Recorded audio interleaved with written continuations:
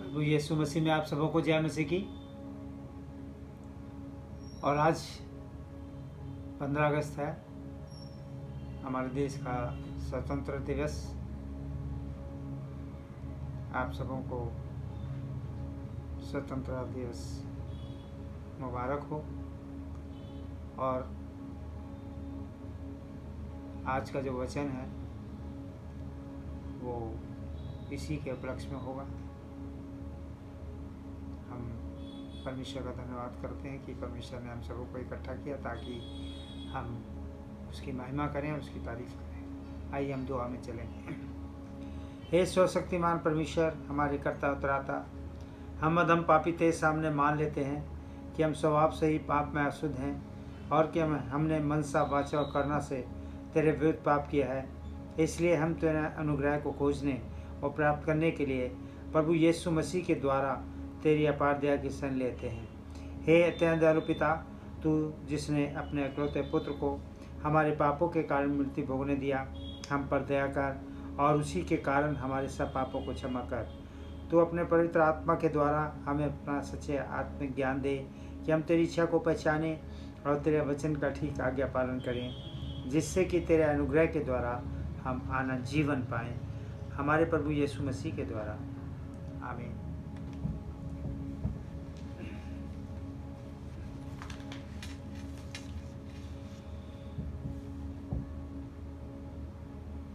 आज का वचन गलातियों उसका 5:1 आए। मसीह ने स्वतंत्रता के लिए हमें स्वतंत्र किया है, अतः इसी में स्थिर रहो और दास्तव के जुए में फिर से ना जीतो। अजीजों बच्चों, जैसे हम आज पूरे भारतवर्ष के लोग उस गुलामी से जो 15 अगस्त 1947 को हमें आज़ादी मिली थी, हम उसकी खुशी को मना रहे हैं और हम स्वतंत्र हो गए हैं, गुलाम नहीं हैं। लेकिन वास्तव में देखा जाए तो हम अभी भी बहुत से कामों के द्वारा गुलाम हैं। परमेश्वर के वचन के मुताबिक यीशु मसीह ने हमें स्वतंत्र रहने के लिए, आज़ाद रहने के लिए बनाया और ये कहा कि उसमें स्थिर रहो, उसमें बने रहो और फिर दास्तव के जुए में ना जुटो, गुलामी में मत जाओ,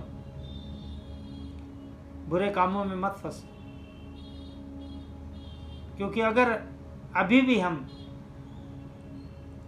जीवन के अंदर बुराइयों में फंसे हुए हैं तो हम गुलाम हैं, पाप के गुलाम, शैतान के गुलाम।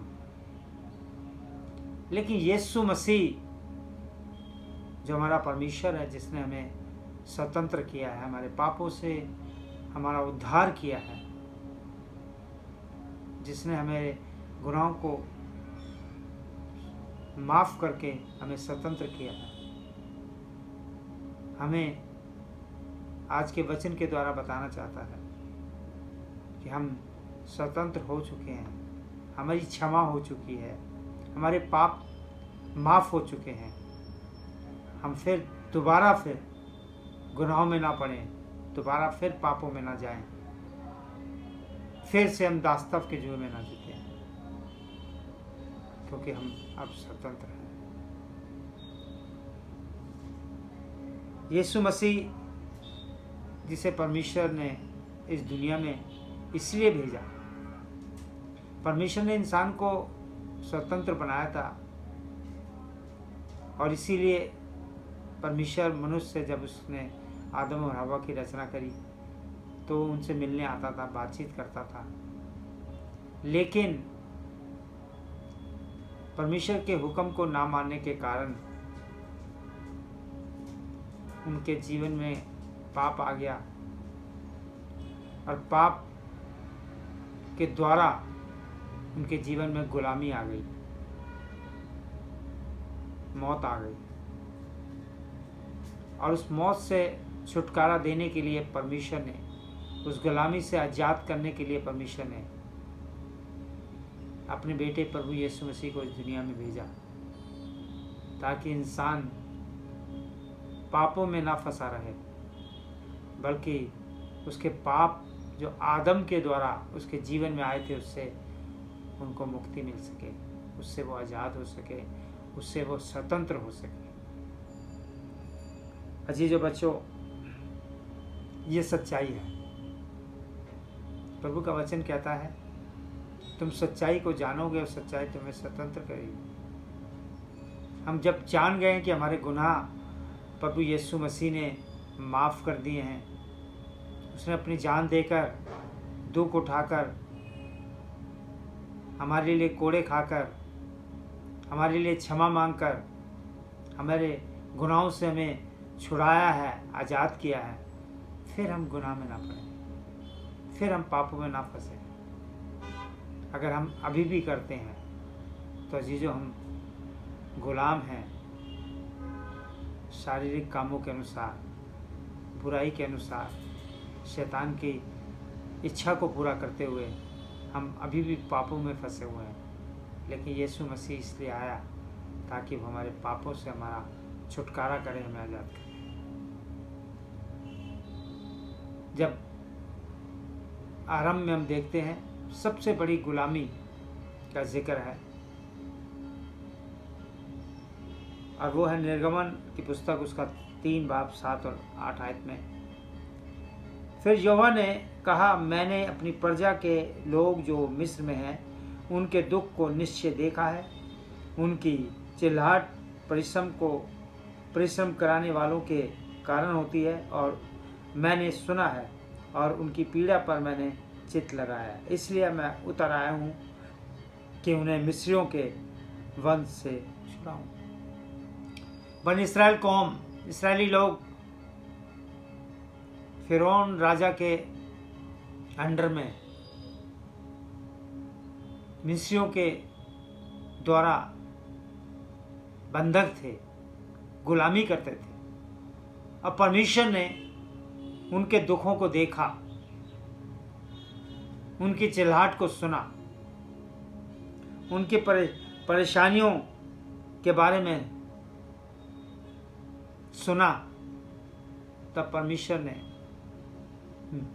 मूसा को तैयार किया ताकि इसराइलियों को, बनी इस्राएल कौम को वो गुलामी से आज़ाद करे, और एक ऐसा देश जिसका जिक्र है कि वहाँ दूध और मधु की धाराएं बहती होंगी, वहाँ आनंद ही आनंद होगा, खुशी ही खुशी होगी।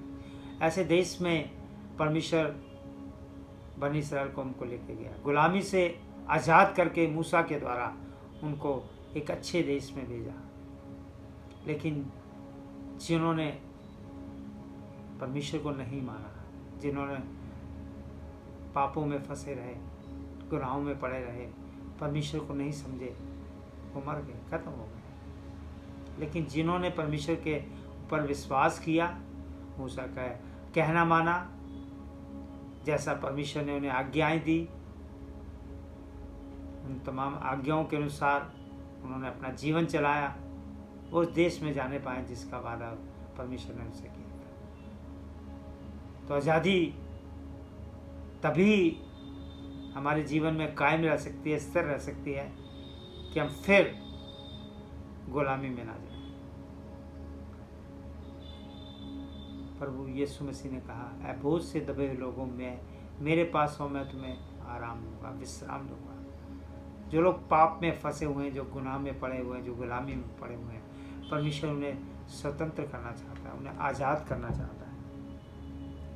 और उसके लिए परमेश्वर ने प्रभु यीशु मसीह को इस दुनिया में भेजा। मत्ती की इंजील उसका 1 बाब 21 आयत बताती है, वह पुत्र जनेगी और उसका नाम यीशु रखना, क्योंकि वह अपने लोगों को उनके पापों से उद्धार करेगा। यीशु मसीह को इस दुनिया में बालक के रूप में भेजा, और वो इसलिए भेजा कि उसका नाम यीशु रखना मरियम को बताया गया, जिसका अर्थ है कि वो हमारे पापों से हमारा उद्धार करेगा, हमें गुलामी से छुड़ाएगा, हमें स्वतंत्र करेगा। पापों में हम पड़े नहीं रहेंगे, बल्कि उन पापों से निकलकर अनंत जीवन हासिल करेंगे। और इसके लिए प्रभु यीशु मसीह को इस दुनिया में बालक के रूप में भेजा, और उसने हमें स्वतंत्र किया, आज़ाद किया। जब वो हमारे लिए मारा गया, कुर्बान हुआ, दुख उठाए, कोड़े खाए, तकलीफ़ें सहन की, हमारे लिए विनती की, हमारे पापों के लिए क्षमा मांगी, तो अजीजों हम आज़ाद हो गए। वास्तव में हमारा स्वतंत्रता दिवस उस दिन है जिस दिन प्रभु यीशु मसीह ने हमें हमारे पापों से आज़ाद किया, स्वतंत्र किया। वो है वास्तव में हमारी आज़ादी का दिन, जिस दिन हम ये स्वीकार कर लेते हैं कि हम पापी हैं, हम गुनहगार हैं, हम तौबा करते हैं और प्रभु को अपना उद्धारकर्ता मान लेते हैं। वो दिन हमारे जीवन में स्वतंत्रता का दिवस होता है। वो दिन हमारे जीवन में स्वतंत्र होने का दिन होता है। और अजीजों, हम देखते हैं, हम तो परमेश्वर की संतान हैं। परमेश्वर ने हमें अपना बेटा बनाया, अपना उत्तराधिकारी बनाया है। अगर हम देखें गलातियों उसका 4 बाब की 30वीं आयत, तो यह लिखा है, परंतु पवित्र शास्त्र क्या कहता है? दासी और उसके पुत्र को निकाल दे, क्योंकि दासी का पुत्र स्वतंत्र स्त्री के पुत्र के साथ उत्तराधिकारी नहीं होगा। इब्राहिम को हमारा पिता परमेश्वर ने बनाया। हम सब लोग इब्राहिम की संतान हैं, और हम देखते हैं कि पहली संतान जो मिली वो दासी के द्वारा मिली, गुलामी के द्वारा। लेकिन दूसरी संतान प्रतिज्ञा के अनुसार मिली, जो इज़हाक के रूप में मिली। तो हम दासी की संतान नहीं है, बल्कि स्वतंत्र स्त्री की संतान है। हम स्वतंत्र हैं, आज़ाद हैं, गुलामी में नहीं है, पाप में नहीं है, क्योंकि परमेश्वर ने हमें मुक्त किया, आज़ाद किया, स्वतंत्र किया है कि हम उसकी संतान कहलाएं। और जब हम उसकी संतान हैं तो हम उसके उत्तराधिकारी भी हैं। जैसे वो हमारे लिए स्वर्ग पर चढ़ गया, इसी प्रकार से हम सब लोग भी जो उस पर विश्वास करते हैं उसके साथ उस अनंत जीवन में जा सकेंगे, जिसे देने का उसने हमसे वादा किया। गलातियों उसका 5 बाब 13 आयत बताती है, हे भाइयों, तुम स्वतंत्र होने के लिए बुलाए गए हो। हम लोग बुलाए गए हैं, परमेश्वर ने हमें बुलाया है, इस दुनिया से हमें अलग किया है। जो लोग प्रभु यीशु मसीह पर विश्वास करते हैं, उसकी आज्ञा का पालन करते हैं, वो इस दुनिया से अलग हैं, वो स्वतंत्र होने के लिए बुलाए गए हैं। परंतु ऐसा ना हो कि वह स्वतंत्रता शारीरिक कामों के लिए अवसर बने। ऐसा ना हो कि हम संसारिक कामों में लग जाएं, गुलामी में फिर से दास्तव में चले जाएं। और संसारिक काम क्या है? वो तमाम बुराइयां जो हमें मौत की तरफ ले जाती हैं, हमें उनसे बचना है, उनके पास फिर लौट के नहीं जाना है। परमेश्वर ने तो हमें उस गुलामी से निकाला है, स्वतंत्र किया है, लेकिन हमें फिर से उस गुलामी में नहीं जाना है। और वो गुलामी इस दुनिया में संसारिक काम है, वो पाप है, वो गुनाह है, जिसके द्वारा हम मौत में जाते हैं। लेकिन परमेश्वर यीशु मसीह इस दुनिया में आया ताकि जीवन पाओ और बहुतायत का जीवन पाओ। जीवन पाने के लिए हमें उन गुनाहों को, उन सांसारिक कामों को छोड़ना होगा, तभी हम आज़ाद हो सकते हैं, तभी हम स्वतंत्र हो सकते हैं, तभी हम परमेश्वर के राज्य में जा सकते हैं। एक बार हम नज़र करेंगे कि वो संसारिक काम है क्या। बाइबल हमें बताती है कि वो संसारिक काम है जो हमें गुलामी की तरफ लेके जाते हैं। हमें उनसे बचना है, उनसे दूर होना है। और ये काम जो है वो शैतान के काम है। वो है काम व्यभिचार, गंदे काम, लुचपन, मूर्ति पूजा, टोना, बैर, झगड़ा, ईर्ष्या और क्रोध, विरोध, फूट, विधम, ढा, मतवाला पर, लीला क्रीड़ा और बहुत से ऐसे काम। अगर हम देखें बाइबल में गलातियों 5 बाब की 19 आयत में इन कामों का जिक्र है। हमें इन कामों से बचना है। अगर हम स्वतंत्र रहना चाहते हैं, स्वतंत्र परमेश्वर ने हमें आज़ाद किया है, तो हमें इन कामों से बचना है। अगर आज भी हमारे जीवन में, आज भी हमारे देश में ऐसे बुरे काम होते हैं, तो हम आज़ाद नहीं हैं, हम गुलाम हैं। हमें बचना है उस गुलामी से, उन बुराइयों से, ताकि हम आज़ाद हो जाएं। और आज़ाद जब होंगे तो हम खुश होंगे। हमें परमेश्वर ने अपने प्रेम में इकट्ठा किया है, और अगर परमेश्वर का प्रेम हमारे जीवन में है, अगर हमारे देश में, हमारे जीवन में, हमारे परिवार में, हमारे माहौल में परमेश्वर का प्रेम है, तो हम स्वतंत्र हैं, आज़ाद हैं। हमें एक दूसरे को सताएं ना, एक दूसरे को तंग ना करें, एक दूसरे को मारें ना, एक दूसरे की हत्या ना करें, एक दूसरे का निरादर ना करें। प्रेम के साथ एक दूसरे के साथ रहें, तो हमारा देश खुशहाल है, हमारा देश आनंदित है, और हमारा जीवन और हमारा परिवार भी आनंदित है। लेकिन अगर हमारे जीवन में बुराइयां हैं, तो आज भी हम गुलाम हैं, आज भी हम पाप में फंसे हुए हैं, आज भी हम अगर बुत परस्ती में पड़े हुए हैं, तो अजीजों हम आज भी गुलाम हैं। हमें उस बुत परस्ती से निकलकर परमेश्वर प्रभु यीशु मसीह पर विश्वास करके, उसके बताए हुए मार्गों पे चलकर हम स्वतंत्र रह सकते हैं, आज़ाद रह सकते हैं। अगर हम जीवन में स्वतंत्र रहना चाहते हैं, तो अजीजों हमें परमेश्वर के आज्ञाओं को पूर्ण करना है, और परमेश्वर के अंदर जो भी काम थे, जो भी उसने हमारे जीवन के लिए किया, उसने हमारे लिए भलाई की, हमें उन कामों को करना है। हम जिक्र करेंगे उन कामों का जिनके द्वारा हमें स्वतंत्रता मिलती है, और वो काम है आनंद, प्रेम, शांति, धीरज, कृपा, भलाई, विश्वास, नम्रता, संयम। ये 9 चीज़ें हैं जो हमारे जीवन में हमें स्वतंत्र कर सकती है, पाप से मुक्त कर सकती है, आज़ाद करती है, और हमें खुशहाल कर सकती है। अगर हम स्वतंत्र रहना चाहते हैं, तो हम एक दूसरे से प्रेम करें, एक दूसरे के साथ आनंद करें, एक दूसरे के पर विश्वास करें, एक दूसरे के साथ धीरज रखें, और भलाई करें, और संयम करें, नम्रता से एक दूसरे की सह लें। अगर हाँ ये बातें हमारे जीवन में हैं, तो जो आज भी हम प्रभु यीशु मसीह में स्वतंत्र हैं, आज़ाद हैं, और हमारी स्वतंत्रता वो हमारे जीवन में स्थिर है। इसलिए आज का ये दिन, स्वतंत्रता का दिन, हमारे जीवन में आशीष करें। खुदा उनके कलाम के पढ़े और सुने जाने पर आशीष हो। आमीन। आइए हम प्रार्थना करेंगे। Thank you Jesus, thank you Lord. परमेश्वर, हम आपका धन्यवाद करते हैं इस वक्त खास तौर पे आज के इस दिन के लिए। आज ये आज़ादी का दिन जो पूरा भारतवर्ष मना रहा है परमेश्वर, और आज तेरे वचन से हमने सीखा भी है कि हम गुलाम नहीं हैं, बल्कि हम स्वतंत्र हो गए हैं। और परमेश्वर का वचन हमें बताता है कि मैंने तुम्हें स्वतंत्र किया है, हमेशा हमेशा के लिए तुम स्वतंत्र हो।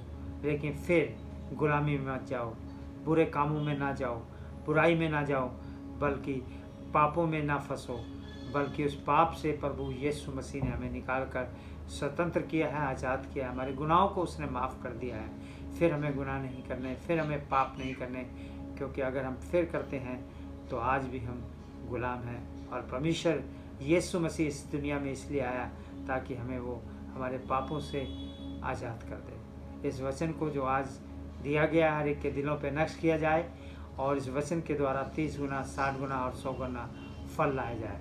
हम प्रार्थना करते हैं जितने भी हमारी कलीसिया के लोग इस वक्त इस संगति में बैठे हैं, सबों को आपकी हजूरी में लाते हैं, उनके परिवारों को आपकी हजूरी में लाते हैं, तमाम छोटे बच्चों को, नौजवान बच्चों को, अजीज़ बहन भाइयों को, तमाम बुज़ुर्गों को आपकी हजूरी में लाते हुए उनके लिए शिफा से तंदुरुस्ती चाहते हैं। जो लोग बीमारी की हालत में हैं, प्रभु आप उन पर दया और रहम करें परमेश्वर। हम दुआ करते हैं परमेश्वर इस वक्त खास तौर पे जो लोग हमारी कलीसिया के बीमार हैं, विशेष तौर पे मिसेज रानी थॉमस, हमारी पोती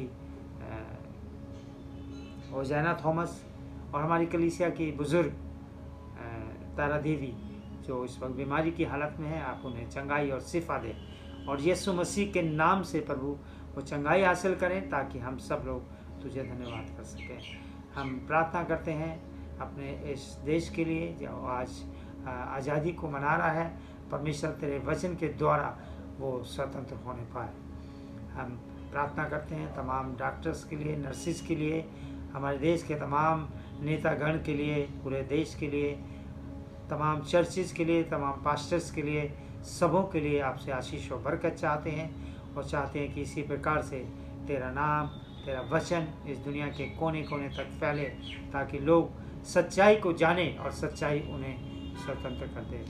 हमने जो भी आपसे मांगा पाया मांगते खुदावंद यीशु मसीह के वसीले से, आमीन। हम बाप की दुआ में शामिल होंगे। ऐ हमारे बाप, तू जो आसमान पर है, तेरा नाम पाक माना जाए, तेरी बादशाहत आए, तेरी मर्जी से आसमान पे पूरी होती है वैसे ज़मीन पर भी हो। हमारा रोज़ाना की रोटी आज हमें बख्श दे, और जिस तरह हम अपने कसूरों को माफ़ करते हैं, तू हमारे कसूरों को माफ़ कर। हमें आज़माइश में डाल, बल्कि बुराई से बचा, क्योंकि बादशाह, कुदरत और जलाल हमेशा तेरे हैं, आमीन। अब हमारे खुदा में यीशु मसीह का फजल, खुदा बाप की मोहब्बत, पाकरू की सलाह, दुनिया के सब ईमानदारों के साथ, बिल्कुल से जमात उस घराने के साथ, और ख़ास तौर पे हमारी कलीसिया के साथ आपसे हमेशा तक होती रहे, आमीन। प्रभु यीशु मसीह में आप सबों को जय मसीह की। आनंदित रहिए, खुश रहिए, प्रभु के वचन में बढ़ते रहिए और स्वतंत्र रहिए। जय मसीह।